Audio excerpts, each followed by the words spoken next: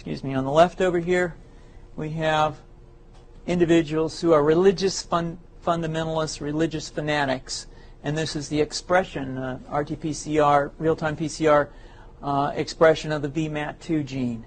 Over here, we have individuals.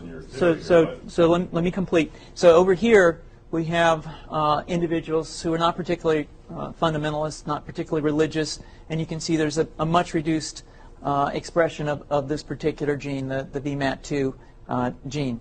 Another evidence that supports our hypothesis for the development of this approach. What you see here is that by spreading this virus, we're going to eliminate individuals from donning on a bomb vest and going into a market and blowing up the market. So our hypothesis is that these are fanatical people, that they have overexpression of the VMAT2 gene, and that by vaccinating them against this, we'll eliminate this behavior.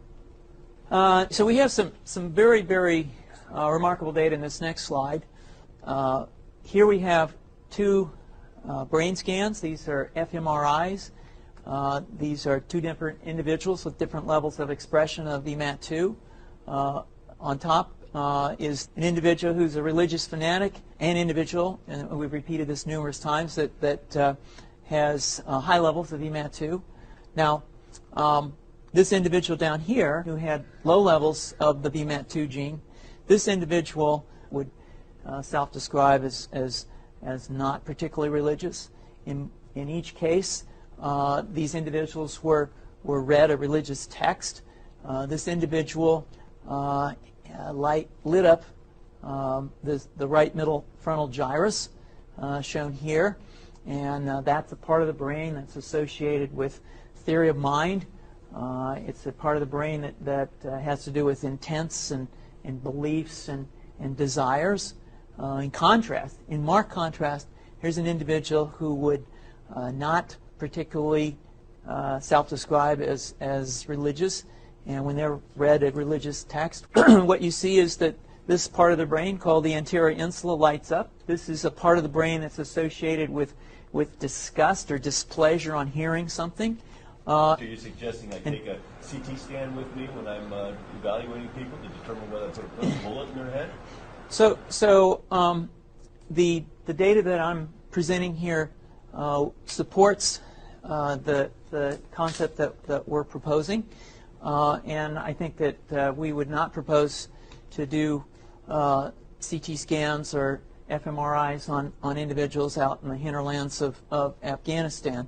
The virus would immunize against this VMAT2 gene, and that would have the effect that you see here, which is it's essentially to turn a fanatic into a normal person.